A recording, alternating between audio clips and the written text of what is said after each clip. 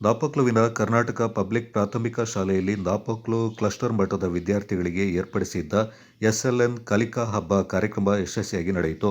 ಕಟ್ಟಡ ಕಾಮಗಾರಿ ಮೇಲುಸ್ತುವಾರಿ ಸಮಿತಿ ಅಧ್ಯಕ್ಷ ಕೆ. ಹ್ಯಾರಿಸ್ ಅವರು ಕಾರ್ಯಕ್ರಮದ ಅಧ್ಯಕ್ಷತೆ ವಹಿಸಿ ಮಾತನಾಡಿ, ಸರ್ಕಾರ ವಿದ್ಯಾರ್ಥಿಗಳ ಶೈಕ್ಷಣಿಕ ಗುಣಮಟ್ಟ ಮತ್ತು ಸರ್ಕಾರಿ ಶಾಲೆಗಳ ದಾಖಲಾತಿ ಹೆಚ್ಚಿಸುವ ನಿಟ್ಟಿನಲ್ಲಿ ಹಲವಾರು ಕಾರ್ಯಕ್ರಮಗಳನ್ನು ಹಮ್ಮಿಕೊಂಡಿದ್ದು, ಕಲಿಕಾ ಹಬ್ಬ ಕೂಡ ಅದರ ಒಂದು ಭಾಗವಾಗಿದೆ.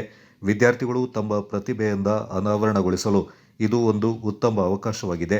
ವಿದ್ಯಾರ್ಥಿಗಳಿಗೆ ಉತ್ತಮ ಭವಿಷ್ಯವನ್ನು ರೂಪಿಸಿಕೊಡಲು ಪ್ರಾಥಮಿಕ ಹಂತದಲ್ಲೇ ಭದ್ರ ಬುನಾದಿ ಹಾಕಿಕೊಡಲು ಶಿಕ್ಷಕರೊಂದಿಗೆ ಪೋಷಕರ ಕರ್ತವ್ಯವಾಗಿದೆ ಎಂದು ಕಾರ್ಯಕ್ರಮಕ್ಕೆ ಶುಭ ಕೋರಿದರು.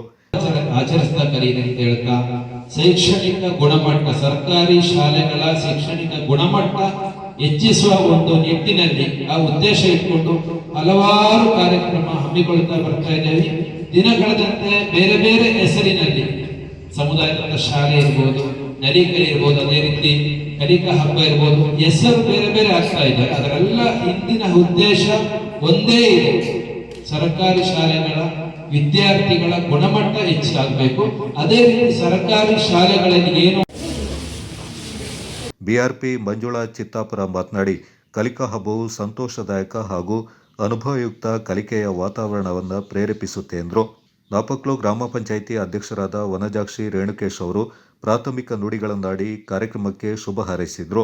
ಶಾಲೆಯ ಶೈಕ್ಷಣಿಕ ಗುಣಮಟ್ಟ ಖಾತರಿ ಸಮಿತಿ ಅಧ್ಯಕ್ಷರಾದ ಕೇಟೋಳಿರ ರಾಜ ಗಣಪತಿ, ಕಕ್ಕಬ್ಬೆ ಕ್ಲಸ್ಟರ್ ಸಿಆರ್ಪಿ ಕಲ್ಪನಾ, ಶಾಲೆಯ ಮುಖ್ಯ ಶಿಕ್ಷಕಿ ನಳಿನಿ, ನಾಪೋಕ್ಲು ಕ್ಲಸ್ಟರ್ಗೆ ಒಳಪಟ್ಟ 12 ಶಾಲೆಯ ಶಿಕ್ಷಕರು, ಪೋಷಕರು, ವಿದ್ಯಾರ್ಥಿಗಳು ಪಾಲ್ಗೊಂಡಿದ್ದರು. Kodagu channel news, Zakariya, Napoklu.